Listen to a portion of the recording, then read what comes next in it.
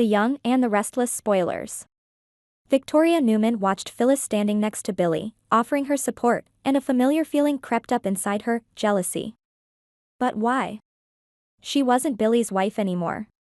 Their relationship had ended, and Victoria had moved on with Cole. Yet, something about seeing Phyllis and Billy together stirred old emotions within her, emotions she thought she had buried long ago. Phyllis seemed to be by Billy's side with the intention of helping him, or at least that's what it looked like. But Victoria knew Phyllis too well.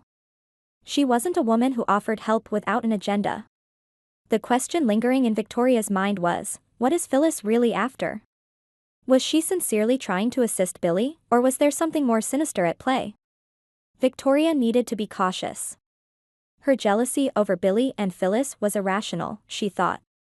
After all, she was now in a relationship with Cole, and Billy wasn't hers to be concerned about anymore. But love is complicated, and old wounds heal slowly, if at all. Victoria's protective instincts towards Billy, the father of her children, never fully disappeared. She found herself caught between her new relationship and the lingering feelings for the man who had broken her heart so many times before. But there was something even more complex at play. Victoria had decided to help Billy in his latest battle. This wasn't just about personal feelings anymore, it was about power, business, and family legacies.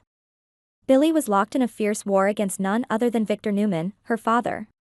Victoria knew that siding with Billy against Victor was a dangerous game. Helping Billy defeat her father could be her biggest mistake yet, and she knew it deep down.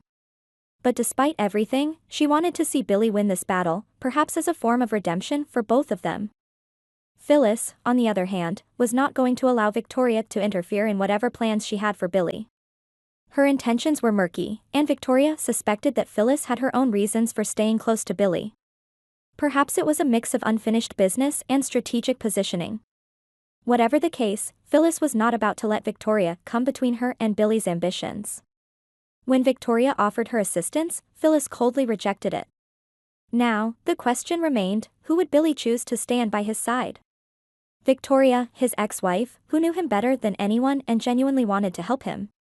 Or Phyllis, whose motives were always a mystery, yet whose connection to Billy was undeniable? The thought of Billy being betrayed once again by Phyllis haunted Victoria. She feared that Billy, who had already been deceived so many times, would fall victim to Phyllis's manipulations.